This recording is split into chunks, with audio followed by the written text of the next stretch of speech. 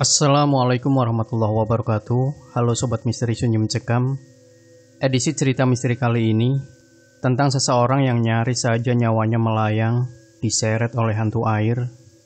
Nah, penasaran bagaimanakah cerita selengkapnya? Langsung saja kita simak sebuah kisah nyata misteri yang berjudul Nyaris Jadi Korban Hantu Air.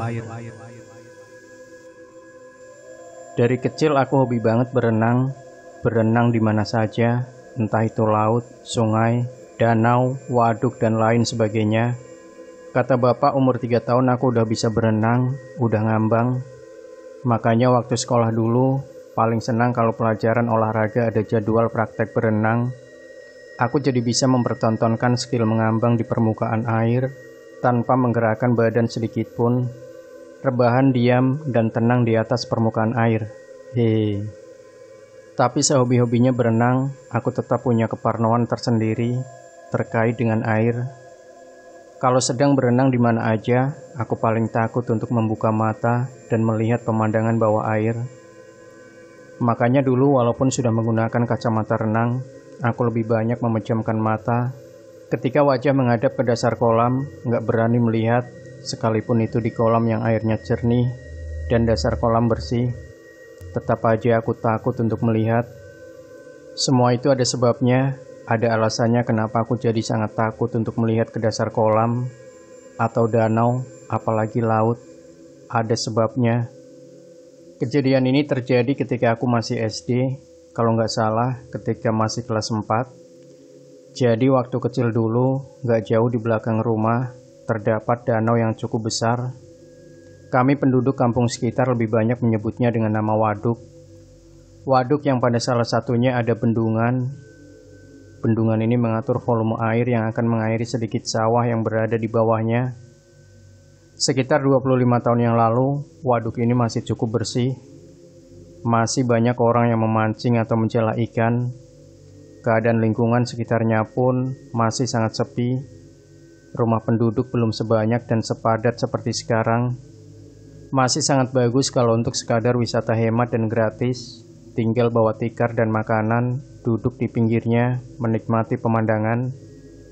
Waduk ini salah satu teman bermain ketika dulu aku kecil. Walaupun orang tua selalu berpesan, jangan main ke waduk ya, apalagi berenang. Jangan ya, bahaya, banyak setannya. Tapi aku tetap badung dan sering nekat main ke sini, bahkan berenang. Oh ya, biasalah, kan emang banyak cerita yang mengatakan kalau waduk atau danau atau telaga, atau apalah namanya, pasti ada penunggunya, ada setannya, iya kan? Sama juga dengan waduk ini, waktu aku kecil banyak cerita aneh dan seram yang beredar, banyak. Katanya di waduk ini ada buaya putih jadi-jadian, yang kemunculannya selalu pada malam hari, mencari mangsa dengan memakan anak-anak kecil. Ada juga yang bilang, kalau ada setan berbentuk perempuan yang hobinya menarik anak kecil yang sedang berenang dari dalam air, menariknya terus sampai ke dasar waduk, sampai akhirnya anak yang ditarik tenggelam dan meninggal dunia. Ada juga yang bilang, kalau waduk dihuni genderuwo hitam tinggi besar. Beberapa kali penampakannya muncul dan terlihat oleh penduduk pada malam hari. Genderuwo terlihat berdiri di tengah-tengah waduk, tapi hanya kelihatan dari pinggang ke atas, pinggang ke bawahnya tertutup air. Begitulah, masih banyak lagi cerita aneh dan seram yang beredar tentang waduk ini. Memang sih, beberapa kali ada kabar sedih tentang korban meninggal karena tenggelam, dan lebih banyaknya memang anak-anak. Anak-anak yang sedang berenang, lalu tenggelam. Aku juga pernah melihat langsung jenazah yang baru saja meninggal tenggelam. Bukan hanya 1 jenazah, tapi 3. Ayah, ibu, dan anak tenggelam setelah perahu kecil yang mereka tumpangi untuk menuju kebun yang berada di seberang. Ternyata perahunya bocor ketika sudah berada di tengah. Aku yang waktu itu sedang bermain sepeda, langsung berhenti memperhatikan jenazah keluarga kecil itu terbaring di atas bebatuan di sisi waduk setelah baru saja ditemukan tenggelam. Saat itulah pertama kalinya aku melihat langsung jenazah yang baru saja meninggal. Bayangan wajah dan keadaan tubuhnya yang sudah pucat, membekas selama di dalam kepala. Aku cukup trauma waktu itu. Buaya putih, dari kecil sampai detik ini aku sama sekali belum pernah melihatnya. Genderuwo juga sama, aku belum pernah melihatnya. Setan perempuan berambut panjang yang suka menarik anak kecil dari dalam air ketika sedang berenang. Pada suatu hari sepulang sekolah, aku langsung menyiapkan alat pancing. Iya, aku bareng Ali dan Joseph punya rencana untuk pergi memancing di waduk. Jarak waduk dari rumah sekitar 15 menit bersepeda, nggak jauh emang. Mau mancing di mana, nak? Tanya ibu dari balik meja mesin jahitnya ketika melihat aku sibuk dengan alat pancing. Mancing di sawah belakang, mak. Jawabku berbohong. Jangan main ke waduk ya, bahaya, banyak setannya. Sekali lagi ibu mengeluarkan kalimat itu. Waduk tempat yang berbahaya, banyak setannya. Tapi gak peduli, aku tetap akan berangkat mancing di waduk dengan Ali dan Joseph. Karena kami mendengar kabar kalau di situ sedang banyak ikan-ikan besar. Setelah semuanya siap, sekitar jam 2 siang kami pun berangkat. Dengan menggunakan sepeda masing-masing, kami menuju ke belakang kampung tempat di mana waduk berada. Singkat cerita, kami sampai di tujuan, sengaja mencari spot memancing yang sangat sepi, tepat di belakang kebun kosong yang penuh semak belukar. Di atas rerumputan kami duduk mempersiapkan alat pancing. Sebelumnya Ali dan Joseph sudah mencari dan menyiapkan cacing sebagai umpan. Siang menjelang sore seperti biasanya, cuaca di musim kemarau yang panasnya menyengat. Sinar matahari langsung seperti membakar kulit tanpa permisi. Biasanya kami langsung hitam legam setelah kegiatan ini. Angin berhembus pelan, menggerakkan permukaan air waduk yang gak terlalu jernih, menjadi gelombang-gelombang kecil, hilir mudik gak tentu arah. Kami duduk menikmati suasananya dengan bersenda gurau. Setengah jam berlalu, jangankan dapat ikan, pelampung pancing pun gak bergerak sama sekali. 1 jam berlalu masih sama, nihil hasil. Kami mulai gak sabar ketika hari sudah semakin sore, matahari sudah makin condong ke sisi barat cakrawala, lembayung senja mulai terlihat muncul malu-malu. Ah, sialan. Ternyata nggak ada ikannya. Pulang aja yuk ah. Ali sudah sampai di puncak kebosanan. Iya yuk, pulang aja yuk, timpal Joseph. Tapi aku malah muncul ide cemerlang. Kita berenang aja dulu yuk, sebentar aja. Aku bilang gitu sambil cengengesan. Sebentar lagi maghrib, bahaya, takut ah. Begitu kata Ali yang memang paling penakut di antara kami bertiga. Sebentar aja, habis itu pulang. Rayuku yang sudah buka baju menyisakan celana pendek. Yuk ah, sebentar aja. Joseph setuju, dia langsung buka baju juga. Sebentar aja ya. Dengan terpaksa akhirnya Ali setuju. Beberapa detik kemudian, lalu kami loncat ke air dan berenang dengan riang gembira. Awalnya kami berenang gak sampai jauh ke tengah, hanya di pinggir dengan ketinggian air hanya sebatas perut atau dada. Awalnya seperti itu, tapi lama-kelamaan kami seperti tertantang untuk terus berjalan ke tengah, mencari batas sampai di mana kaki dapat menginjak dasar. Sampai di mana kami sudah harus berenang untuk mengambang agar tidak tenggelam. Begitulah. Sampai pada akhirnya, aku sudah mulai agak sombong dengan mempertontonkan kebisaan mengambang rebahan di atas permukaan air tanpa bergerak sedikit pun. Bro, jangan terlalu ke tengah ah, di sini aja. Aku masih mendengar teriakan Ali dan Joseph yang mengingatkan agar jangan terus bergerak semakin ke tengah, tapi aku gak peduli. Terus saja mengambang, mengikuti gelombang, sampai ketika ada sesuatu yang terjadi. Kejadiannya cukup cepat, tapi sangat menyeramkan. Aku yang sedang asik mengambang, tiba-tiba merasakan ada sesuatu yang menempel di pergelangan kaki kanan. Awalnya aku gak sadar benda apakah itu, tapi hanya beberapa detik, karena kemudian secara refleks, aku langsung melihat ke arah kaki. Hanya 1 atau 2 detik, aku akhirnya dapat melihat benda apakah itu sebenarnya. Ternyata ada tangan sedang menggenggam pergelangan kakiku.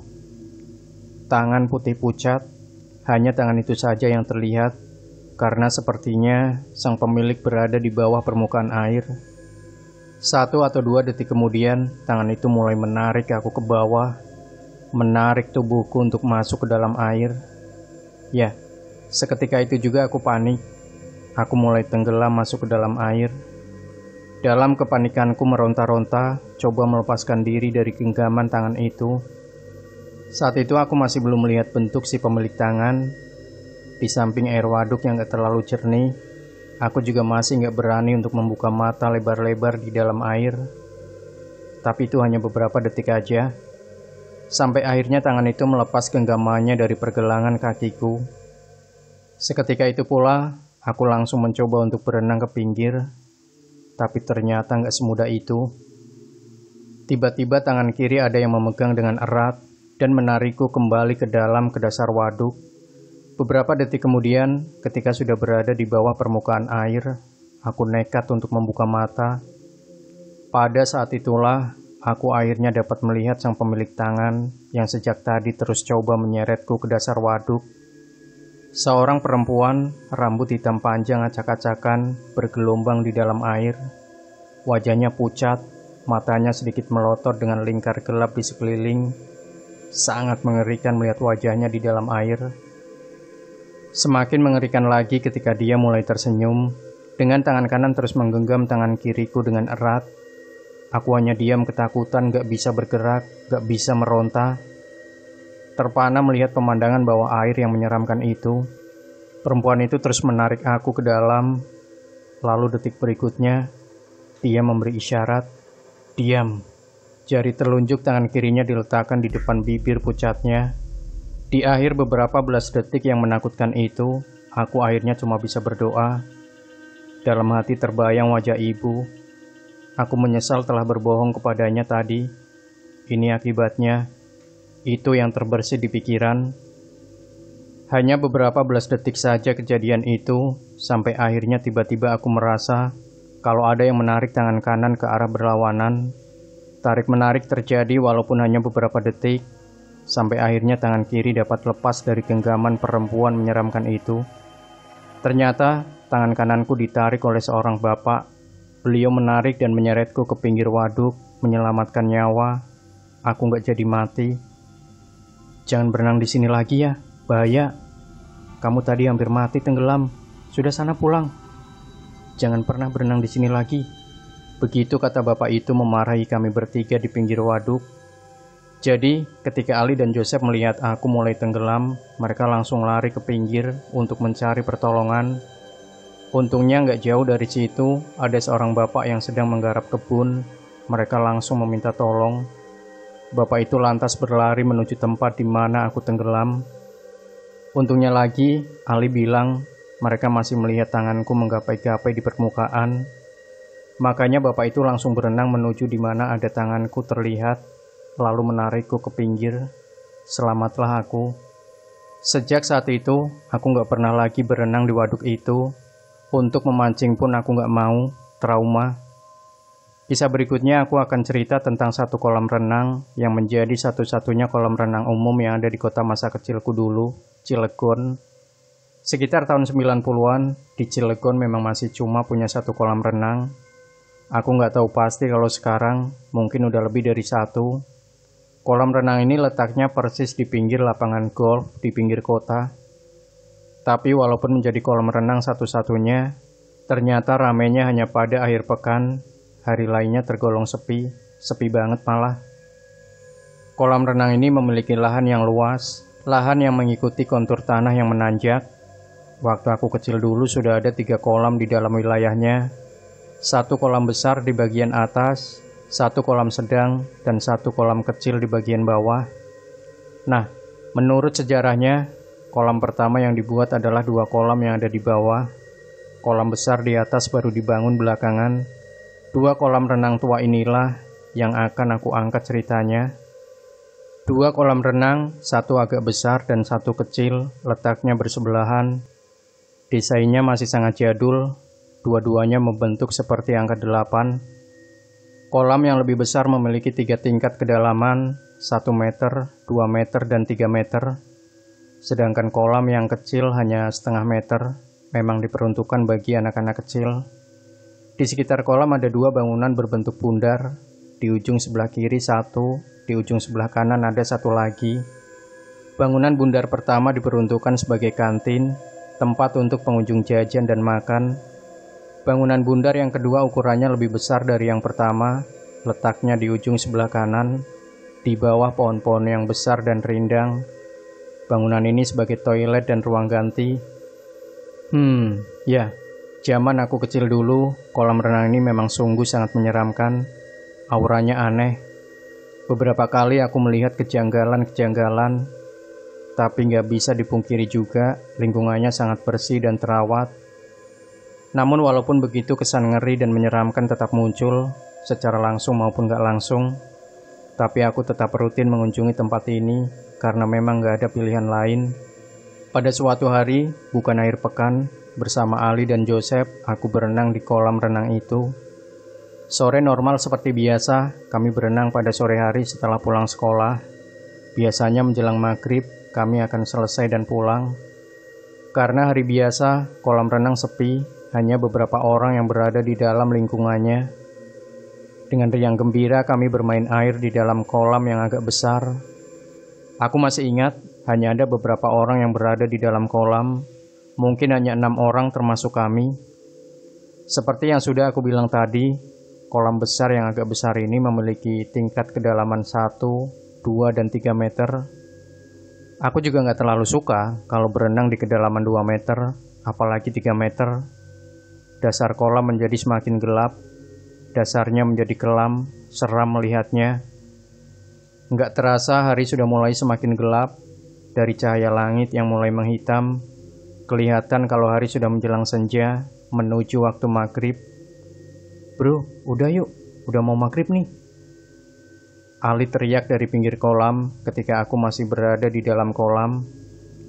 Ya udah, duluan aja ganti baju sana. Aku sebentar lagi, jawabku.